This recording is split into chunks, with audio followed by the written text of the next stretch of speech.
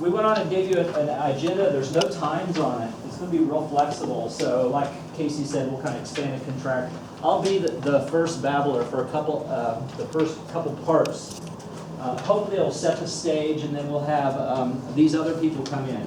Don't worry, Casey said that we're going to have a food demonstration, which is great because you'll have food in front of you you can eat while you're watching that. I was concerned about that, so we wanted to make sure that you weren't sitting there starving to death while he was demonstrating. So it's going to be a demonstration while you eat. How's that? So that's how it is at home. We gotta wait till it's done. What's that? That's how it is at home. We gotta wait till it's done. There you go. So, all right. So, all right, you can call yourself whatever you want. So some people call themselves farmers. They have the really large fields. As I said, the one struggle I work with a lot of our students, especially when I'm working with agronomy students, is they have no idea what their income potential is going to be. They can approximate that they're all dealing with commodity crops. So the goal of what Casey and I are doing is specialty crop production, and we're hoping that we can help you think of ways to be unique, be different, get into the fields with different products that could be more highly profitable. I was chuckling here with a couple people, I think Gordon and them.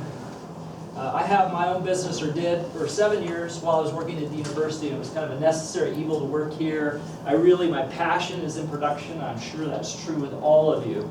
We don't mind the work usually if we're enjoying what we do. And as I said, I have a big family, so I was struggling keeping everything in balance. So I let my business go temporarily. It's on a holding pattern until I get the kids grown. And I'm doing this in order to maintain, to pay the bills and whatnot. I had a fascinating conversation with somebody that wrote an editorial article in the newspaper. Casey, do you remember that guy's name? Bill? What was his name? Reiner? Tim Wren. Tim Wren.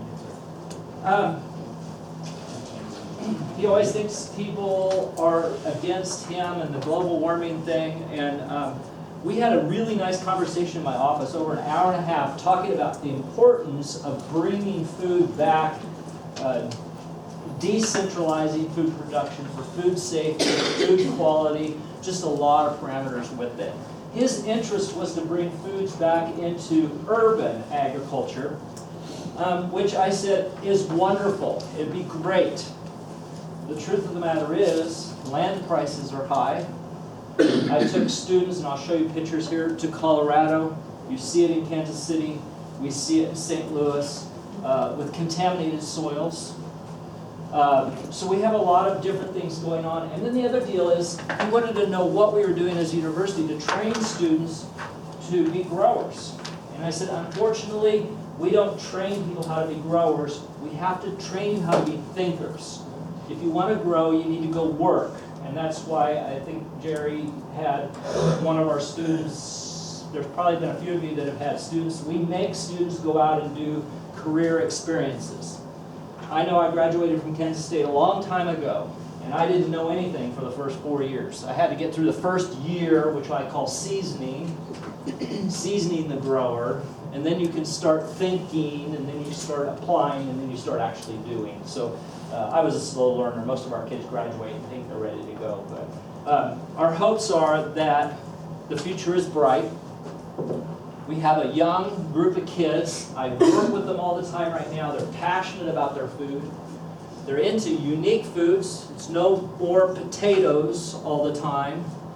And they're getting into some fascinating cultural foods, which I think are critical, especially as our demographics of our cities are starting to change. Which brings me back to Tim Rennie, right? Rennie. This is where Casey and I would work with the government on it, because if we're going to do something like that, we also have to think about these people as families, people. They're not just people growing food and passionate about what they eat, and CSA, which is great, community supported agriculture, but they have to pay medical bills, they have to pay their taxes, they have to buy clothes, they have to pay their rent, etc. So we had this discussion about the future is we need to have somebody that's out there, advocates, helping us get some sort of programs put together for healthcare and whatnot. You guys can come on in, don't be shy.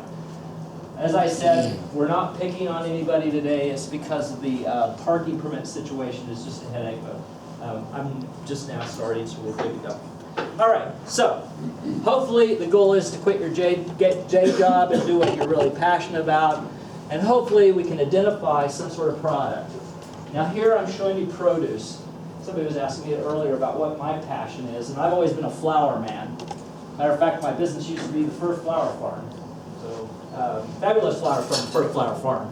So you kind of see how it goes. People used to have fun at the markets when I was selling. I sold color. I didn't sell patented materials. I only sold color. So everything had to be color and had to be a certain way. That's my true passion. Foods are another passion. Big family, and I adopted 5 kids from Mongolia, Korea, Taiwan. So cultural foods are critical, especially because a couple of them were older, 10 years old, 11 years old, used particular types of food. So I'm always going down to the Chinese market. Was it Shanghai market? Is that what it's called? 27th Street. Amazing produce. Absolute amazing. I've been cooking with it all the time. And then we have in our sunroom, I've got different herbs. So I'm always cooking with fresh herbs. And it's so different than using the dry herbs. So I don't have to sell you. I know that. The problem with these products, they're delicious and fine, but can they make you a lot of money? Anybody? Can they make you a lot of money, Jerry? It depends. It depends. Some of them, yes, some of them, not so much. Never. Crooked necks, not so much. Zucchini does. Okay, zucchini. Brian, can you make money on those? It depends on what? Paul? You make money on all of it, depends what your cost of production overhead is. Okay, so Paul's banking. Love it. So it's true for all of that. The best tomato was the tomato I sold at a farmer's market for $30. A plant for $30. And I remember having guys standing there looking at this plant. It had fruit on it. And it was early May. And I sold 2 of them actually for $30 a piece. And I remember the person saying, "It's $30, huh?" And I said, "Yes." I said, "It's kind of absurd, isn't it?" "Yeah, but it's a nice plant." And I sold 2 of them. I would never pay $30 for a tomato, but it was the packaging, it was the product. And you know what I didn't realize? Those guys had a competition with their neighbor on who'd have the first tomato on their tomato plant that year. So you have to know who your target market is and what you're trying to do. So yes, we can make money on all these.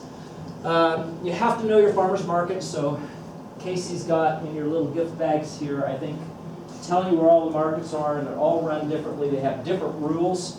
I think I yanked the picture. I was in Columbus, Ohio, to a year-round farmer's market. That one bothered me because it had oranges and it had apples and bananas and all sorts of stuff. So I didn't like the way that one was run. The ones in Lincoln, they're fairly strict. And then some of them get into happen to have dirt still on the fruits and vegetables and things like that, so they can make sure that they haven't been purchased and sold at the market. So I'm not a big TV person. I don't have time for television. But there is one that I like to watch called The Prophet. How many people have seen that TV show? Absolutely. The only reason I watched this particular show, there's another one I don't call called Shark Tank. Has anybody ever heard those? Okay, so our department is big into entrepreneurship. We're growing entrepreneurs. If you want to get into commodity crops, go at it. You have to be precision, you have to be efficient. But if you want to get into something unique and different, then we have this entrepreneurship program. This is not my saying. Profitability is based upon people, process, and product. And I so firmly believe in that. The people, oh my gosh, you guys are writing notes. You don't need to. Look at this. I just wasted a tree and a half here, so I'm so sorry. Here, if you guys want to pass those down for me. It's on here. I was so nice. I do this, right? You're in my, why am I calling you Tim? Is that right? Yes, it is Tim. This semester I have 200 students, so I'm just like, ah. Okay. So I like to do these, they call them learning guides in my class. It's kind of like going to church and they leave little blanks for you to write notes in, but I'm not going to do that to you. We just have this on here and it's going to highlight important things that I want you to take away and just think about. So my big deal is people, process, and product. I go to farmers markets and it drives me nuts when I see people sitting in chairs back and they're not gregarious. We were just talking to my kids at home the other day how I was in a cubicle my entire grade school life because I talked too much. Look at me now. Isn't this great? Okay, so you have to be a people person. You have to be passionate about your product and you need to tell people what about it. Get excited. So Casey's bringing in the chef so you can get excited about it. I have a wok at home and I tell people all the time about, oh yeah, I got some bok choy and I got some Chinese cabbage and I was doing this and that and whatever. It's really easy and you know what, it's actually nutritious too. So the people, when I sold my flowers at the flower market, I sold my plants probably a little bit too expensive. I set the prices as a grower, or what I would pay for plants. And my mom and my wife lectured me and says, no, your product is worth much more than that because you're selling it more than just what those raw goods were plus a little bit of profit. So my prices got a little higher than I would have cared for. I wouldn't have paid for them. But people bought it because they were buying information, they were buying your personality, they were buying that they knew who you were.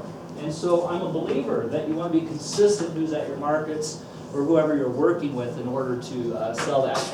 The people also not only marketing, but they have to know their stuff. So we can teach them, but you actually have to learn, and you have to observe. So every time you have a learning opportunity, and I've had a lot of learning opportunities, I've screwed up a good share of my life. So we call those learning opportunities, but we learn from that, and you learn not to do that again, or you learn something. So Casey knows my story about the 4-pack peppers that I used to sell. Has anybody ever tried to sell 4-pack tomatoes or peppers in the spring? Has anybody ever done that? Have you? Yeah. That usually What works do you best. do when a woman wants 1 tomato? Well, I have singles too. Okay. So how much are the singles? It's almost the same price. So I had this disagreement with this woman, and fine, you want 1 tomato plant? I'll sell you 1. I cut it, I handed it to her, and she said, how much is it? And it was the same price. And she said, but I only wanted 1, I didn't want the 4. It doesn't matter, you paid for the whole packet. So the next year, I eliminated all 4 packs. We went away from the $1.99 4-pack. I grew them all in 4-inch pots and sold them for $4 a piece and had no trouble selling them. It was the dumbest thing ever, but I made so much more money that year, just because of packaging. You have to listen. What does your customer want? They'll be willing to pay for it if that's what they want. The process is critical. So Paul back there said, making wise decisions. The first company I worked for right out of K-State, God, the guy loved John Deere, and every year we were buying a brand new John Deere tractor. At home, I have a Kubota, a 1990 Kubota diesel, and that thing runs fine. So you need to think about making sure the equipment will do the type of job that you want. You always have to have the latest and greatest. Making sure you have the right tools to do the job, and like I will say at the end, make sure that you work smarter and not harder. And then the product, which is a no-brainer. You want it to look good. I used to chuckle sometimes at the market. I go there when they said it was an organic item, and I think it was just they were just lazy growers. They just called it organic because it had blotches and splotches all over it, and that was the way they said, oh, this is organic. It doesn't have to be that way. You can still have wonderful looking products, and you can be sustainable, you can be organic. You just have to know how to grow that product accordingly. So that's your skill set that you'll develop on there. Now, from that, profitability is based upon uniqueness, so different things. I had a Chinese woman lecture me at Spring Affair, because I had students down there, because I do a learning activity where the students have to learn to grow product, hit a time date, and they have to market it. And this Chinese woman said, "Professor, you're not doing this right." She lectured me so much, up and down, because I didn't have the appropriate stuff. And it really sunk in. It's like, well, I have adopted international kids. They want their cultural foods. And then I got to thinking about the mixed demographic our city has. And then you Omaha, and you get into, well, I was at Omaha Bryan. It was 80% Hispanic just last week. It was like, really? Think of the foods. So we have so many opportunities with these different products. Market timing. The first tomato on the market is the one that's going to make the most money. First watermelon. First cantaloupe. Or different. Knowing your product, knowing how to sell it, and then presentation is huge. So, I don't know. On my notes it says something about what do you want these buyers to think of you? What image do you want to portray? So, I was a little bit weird. When I sold my product, I had to load my trailers in the morning, so I started at 3 in the morning and I did everything. Before I left for the market, I'd run in the house, take a shower, and I had disposable gloves and an apron. Stupidest looking thing ever, and rubber boots. Get my displays up, and right before the market bell went on, off with the gloves, took the apron off, and I had nice clothes on. Because I wanted people to see me as a professional, not a dirt farmer. But if you want to be a dirt farmer, that's okay. It may be the image that you want to portray, and that's okay, because some people look for the people that have the Birkenstocks with muddy toes. It's okay. It's just, you have to know who's buying it. My market was the women with the $100 bills in their purses. So I always made sure that I had change for $500. Yeah, that's who I was looking for. I know it's weird, but when they knew that I could deal in $100 bills, we were good. So that's what I was doing, okay? Then these two are key to scale and distribution. So I put those together for a reason. So how are we going to distribute the product? Now the first few years I ran my business, I did wholesale. Very difficult to make money. But nobody knew me. And after 3 years, I had my own retail and I direct marketed. And I saw the difference between making 80% and making 300%. So I shifted quickly. So Jerry's figured out, hopefully, he's working there on how to make a lot of money on his produce just in the way that it's being marketed. So we have to think about, if we're going to go for the wholesale market, we need to be efficient, organized, inexpensive labor. There's all sorts of programs out there in your goodie bag that will give you, I have a book, I'll show it to you. We spent some money on this one for you. It's a $30 book. Everybody's farm gets one. If you don't want it, make sure and leave it because we'll use it for other ones. But it's just came out last year called Market Farming Success.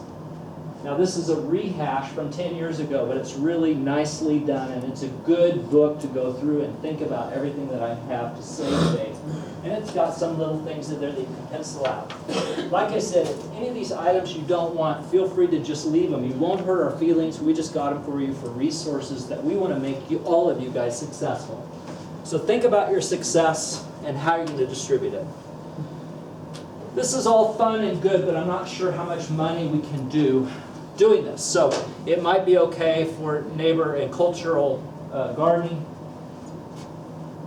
And I want to start with cut flowers really quickly. I think we're all in here, or a lot of us are in here for food, but flowers you can make a ton of money on. And it's got the highest margins. However, there's a lot of infrastructural costs associated with them, and they have a short lifespan, so market timing is not something you want to go in willy-nilly on. You need to understand how this crop is being done specifically. You saw that I had cut flowers. Well, you shouldn't forget about woody florals. So we have a wholesaler here in Lincoln. It's called Cuts Wholesale Floral.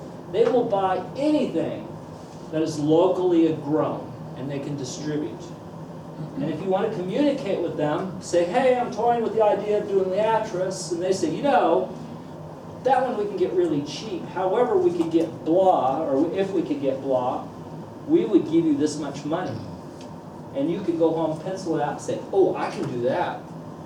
So woody florals, that's something to also think about. This is like a one-time investment, and you can kind of keep harvesting from this, where if you're growing bulb crops, we had a researcher, Dr. Lori Hodges, that used to be here, and there's still some publications on our site that you can access where she pencils out what these costs are, like tuberose daisies and stuff like that. The problem with some of that is the investment. If you're going to do tulips, you already have 33 cents per bulb, and if you're selling them for $1 a piece, you can't make much money. And then if you're wholesaling them, you're making what, 13 cents, 15 cents on each flower. So you have to do wise marketing on it. Something that reblooms is fabulous. So you saw the dahlias before that. I'm doing a Master Gardener program. I'm killing myself today because I got a program tonight till 9. Casey knows this.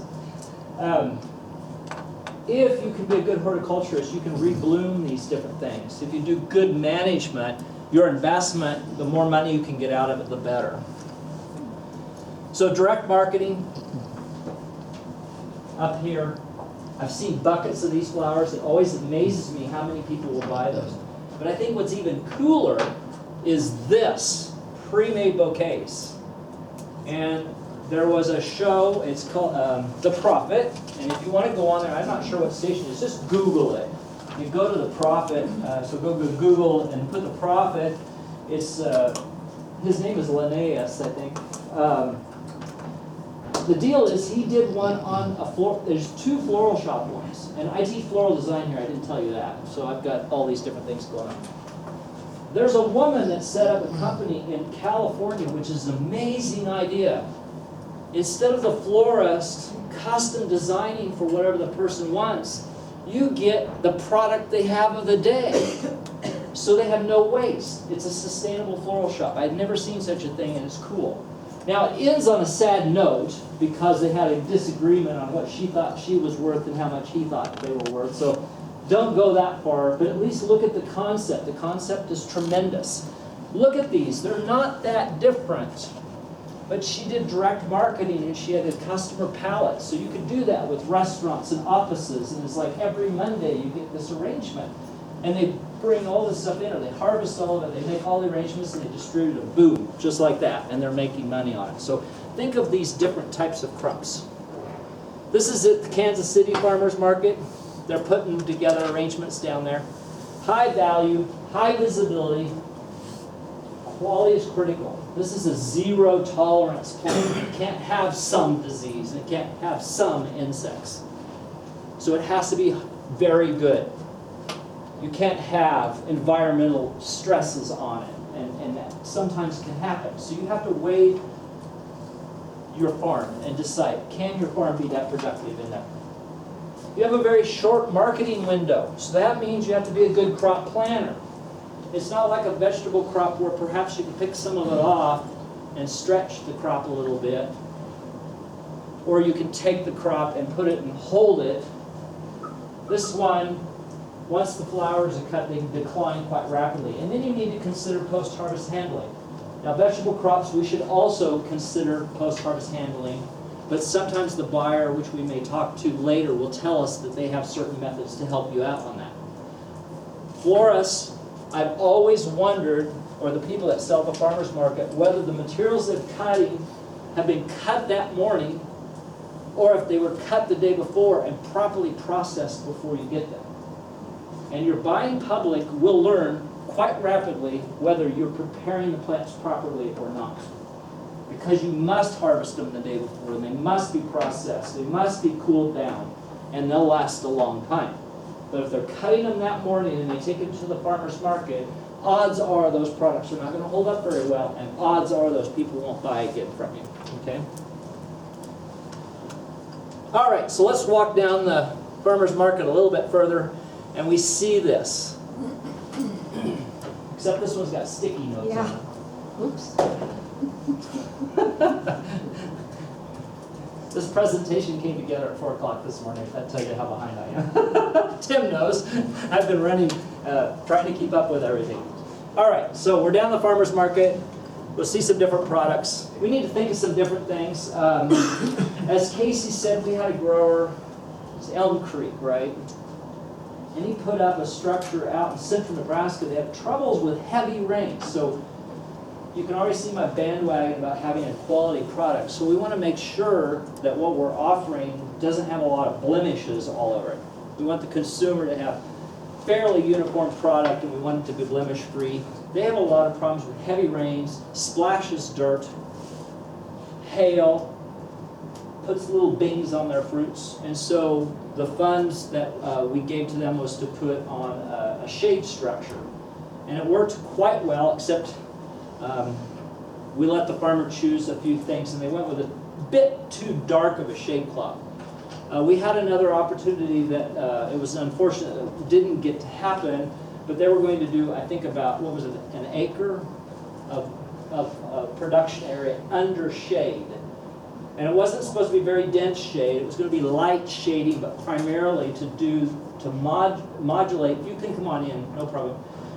To modulate the environment just a little bit, cool it down, because you know it's pretty drastic, cold at night, hot during the day. So homogenize that environment a little bit, and then reduce wind impacts, wind tatter, and reduce hail and heavy rains on it. This is tomato production down in the southeast part of the United States, so Ryan Picard would know about this, right? We had some production like this up up at Meade at our research facility for a few years. I'm not sure what the work was they were doing. We've done some of this tomato work in the greenhouses. The problem is the varieties they've been using haven't been overly successful. They're trying to use field varieties in the greenhouse. There's a lot of issues with it. But what we want to do is figure out a way to produce these crops quite efficiently. I talked to somebody down at the Great Plains Vegetable Growers Conference a couple of years ago that did only tomatoes, and they developed a relationship with Walmart and a couple of the other grocery store chains in order to provide tomatoes. You'll see a picture in my next presentation of Cardinal Farms. Has anybody been to Cardinal Farms in South Sioux City, Nebraska? It's a small tomato hydroponic operation up there. And I teach about it in my classes because I want the students to understand that there's a fine line between a tomato that's ready to harvest and one that the company will accept. So we talk about bricks meter, making sure that the fruit sets as far as it's set at the right bricks or sugar content. But they have to harvest it when it has just enough red but not too much red so that it can go in the boxes. It still has a firmness and can make it through shipping. So there's a lot of issues when we start going into this mass production. So hopefully the grocer today, when he comes in, he'll tell you more about what they look for in it. We want to look at some way to stretch our product. So if we're going to have tomatoes, maybe we want to be the first one out there, but maybe we want to offer all the different types of tomatoes. Some of the heirloom varieties and some of that. Get into some of the different other crops. Here you can see some peppers under shade production, and I'll show you some pictures of some peppers I have in bag culture. So moral of the story is, on vegetable crops, careful marketing. They can have a narrow margin, but they can also have a high margin. So it depends on whether you're picking out unique and different. It depends on your packaging. And I know packaging is an evil thing. I had some customers that would not buy anything from me that was in plastic. So you have to consider everything. You don't want to offend your buying public. So think about it. They may pay more for it to be in a different type of packaging. So these surveys that you're doing here may be something that you might want to do to your buying public. Say, hey, I'll give you $5 of free produce if you do this or something. That's a big number, but think of how in the world you can improve your marketability. The food crops have to be safe. I haven't had time to look at the latest revisions. And Casey, have you looked at the latest food? Briefly. Yeah, so I don't know. Hopefully Casey and I can get some information out on that. There's been some issues regarding irrigation water, size of your farm and all that. So you'll want to monitor the federal government on that one. I know there's a lot of people trying to prevent from having too tight of restrictions on our food. But you need to remember that, because the problem is we're seeing too many listeria scares and food handling issues. So we want to make sure that we always are producing safe items. Quality control. Yeah, so highest quality. All right, so high value produce are gonna be those that are typically out of season. Like I said, the first tomato, the first peppers out of the market. Cultural foods are an opportunity. And I made a mistake one time letting somebody haggle on prices with me. And you have to decide whether you're going to let people do that. Has anybody ever had that happen? Everybody. I learned the hard way because I allowed them to haggle me, and then the word got out, and then everybody started haggling me. And I'm not a haggle person. So I decided the next year, and from then on, I'll never do that again. I set the price stays at that. And it doesn't matter what the farmer's market's at the very end of the day. I don't care. It's still that same price. Everybody gets the same price. I always set my price and hold with it because I worked hard for that. So you have to make that decision. Once you decide to go haggling, then you got a problem. Yeah. What do you do at the end of the day when you got all this produce and didn't sell nothing? You're going to have to make a decision on that. Because if you didn't sell nothing, then you need to find out why not. One of the problems I ran into was football Saturdays. And that's why I stopped going to the downtown market. Well, we raised a particular vegetable, Right. and no problem selling it all the time. Pretty soon, everybody was selling it. And that is a problem. Yeah. And the book that we have, Growing for Market, talks about that same problem. And there's another problem that you may not be aware of, is new growers. They're a big problem. Yeah. Oh, yeah. Because they'll undermark their prices and establish a fictitious market. And people will still go back and buy from them. That's what I don't understand. Their jelly will be running, oh, put it in the fridge, it'll be fine. Yeah. They'll keep buying from them. I don't, Yeah. what are we doing wrong? Yeah, so it's going to be the whole deal. I know there's certain growers out there that can sell out without a problem consistently. It's a tough line. It's a fine line between having too high a price, has to be a good price. They have to get what we call value for what they pay. But then you got to watch out for these undercutters that come in there. And yeah, Follow up on what you do with your extra. Source your local food pantries and make a donation and keep the receipt for tax purposes. right. And help the community. Yes, I was thinking that very thing. You guys don't know a lot about my family, but every 6 weeks we make our kids, when they got a little bit, okay, here's what happened. Big story. When the kids asked us where their certain particular clothing item was, we said, you're learning to do laundry, okay? So that's how they learned to do laundry. And some of them were in 3rd grade when they do, oh, look for my favorite shirt, whatever. Okay, moral of the story is, as they got older, Mom and Dad, myself and my wife, realized our kids were becoming annoying and obnoxious. So every 6 weeks, we go to the People's City Mission and serve. And what you're saying is perfect. We serve in the food area. It was a little weird at first, but now we have no problems doing it. And yes, they'll give receipts, and that food goes to a great purpose, honestly. So I love that. You may even accidentally have the wholesale side, but the problem with that is by the time, if the food's been laying out, you're probably not going to want to be reselling it anyway, because it's been already pre-handled. That was a struggle I ran into, was taking too much product. Here's something you may or may not have heard. But did you know a consumer will always buy the best item on your display? They'll come to your display and they'll always buy the best item. So what do you do when the best item is gone? They buy the next best item, don't they? So the thing is you can't have a table there with 3 apples and 1 tomato and a head of lettuce, because they can't pick from anything. So you have to offer them enough to choose from, but not too much that you're hauling stuff away. It's kind of an art, and that's where the horticultural art comes in. Then there's the non-predictors. Is there a new farmer that shows up next to me?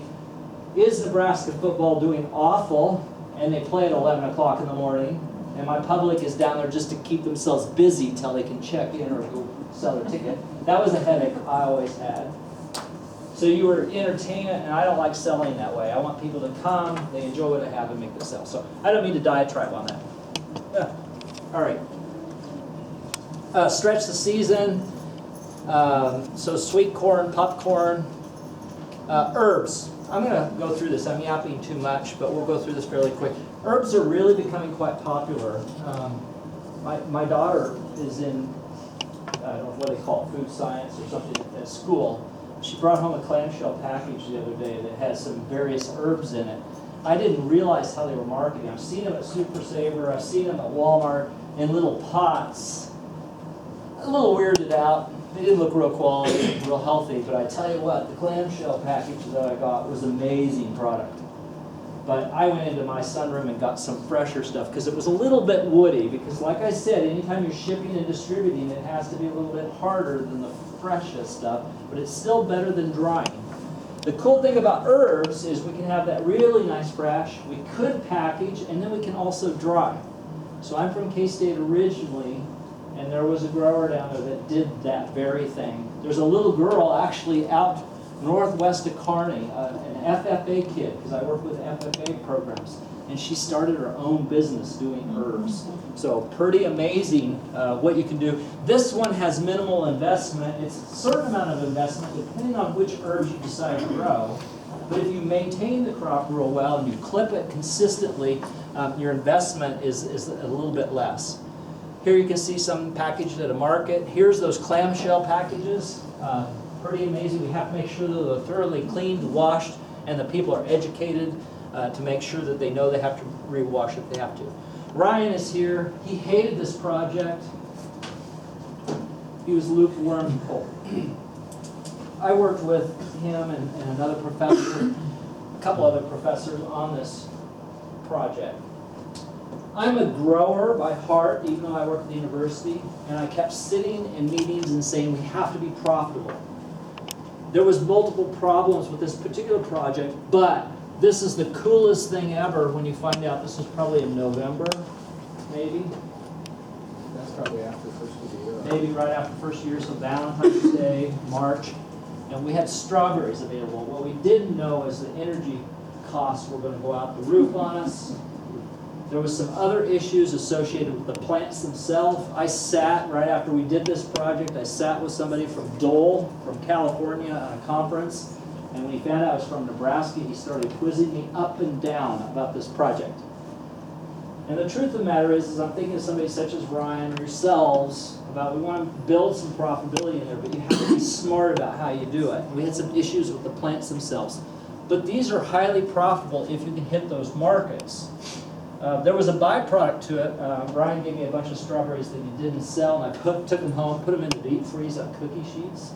And my wife said, "Where did you get these strawberries?" Because we've been paying $7 a bag. Does anyone buy those frozen strawberries? My wife is a health nut. We have chia seeds and you name it. Yeah, we got it all. But the fresh strawberries, I bought blueberries for $9 a bag at Sam's Club, and I buy strawberries for about $7.95 a bag. And they look like mush. Well, they're byproducts, is all they are. They're stuff they couldn't sell fresh, and they pre-package it. The things that Ryan had from this project out here, I took them home, put them on those cookie sheets that I got at Sam's Club, because I have a big family, so I have these big cookie sheets, and just put them in the freezer and froze these strawberries in the most gorgeous ever. And we pulled them out, and we were eating them, and I was like, these are amazing. Because the sugars were there, everything was nice. But the problem is, we have to think of a smart way of production on some of them. But it is different, gives him the opportunity to use the facility for something else. This is raspberries. Casey and I had a project up at, yeah, we'll talk about that, I guess, here in a little bit. This is blueberries down here. This is aronia berries up here. I'm not a big advocate for aronia berries. They have some great health, nutrition things with it, but marketing of that crop is really difficult unless you have some sort of a resource on it.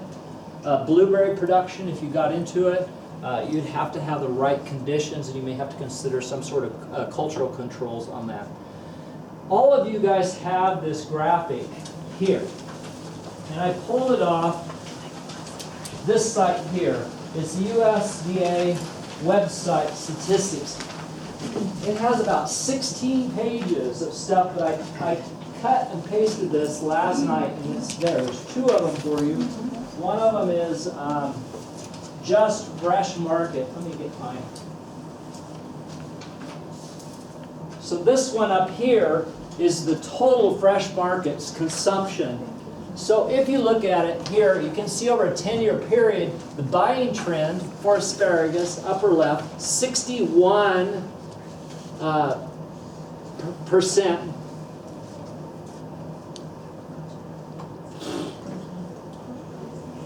fresh market from imports.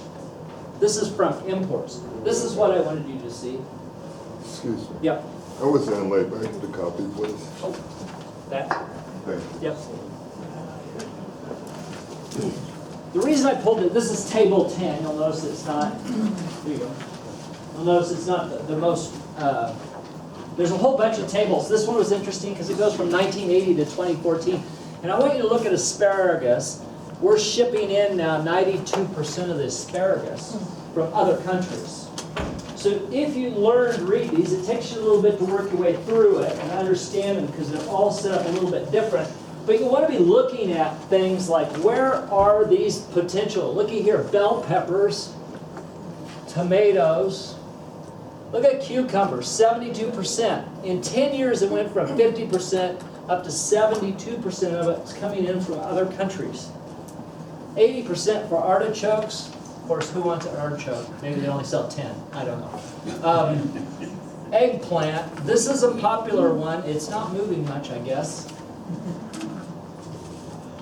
Anyway, so learn to look at this. You got to remember what the last 7, 8 years was. A little rough, wasn't it? But I see opportunities built into this. The other one I gave you was just for fresh asparagus. Table 14 is not up here. I just wanted, sorry, I didn't mean to spit on you. I get excited when I talk, right? Okay, so if you take a look at this one, on the back page, you'll see that there is the supply. So production is that's grown in country in millions of pounds. Look at what asparagus has done since 2000. It's gone from 150 million pounds down to 56 million pounds. So it's no wonder, look at the supply coming in on imports is 159 pounds, so it's equal trade in 2000, but look what happened in 2014. It's skyrocketing, it's shipping in from another country. Now it's probably one of the South America ones or something like that, who knows. I see opportunity when I look at this, okay? So I gave you the link, go on there, there's like 20 tables. You'll have to kind of wade through it a little bit. But it is fascinating. You can learn some of that and maybe see some opportunities. The flower market is tougher because we don't have a good resource on getting numbers like we do. They dropped us. Nebraska has been dropped many years ago. The government decided to only monitor, I think it's about 15 horticultural states, which are going to be your key players: California, Florida, Texas, Michigan, those type of people. So unfortunately for Nebraska, there won't be any information, and nationally it's going to be based upon those trends that you have to think about. Those are urban environments. So that's where you have to start being creative and start thinking beyond these tables. You need to think about, okay, can I sell artichokes here? You may be able to, or you may not, okay? So you have to use those tables and then add on what you understand of your particular area. Okay, so here's all this highlighted. I think what we'll do, I'm going to give you 5 minutes for a restroom break. And if you want, there's the door there, and you just hang a right in the middle of the restroom.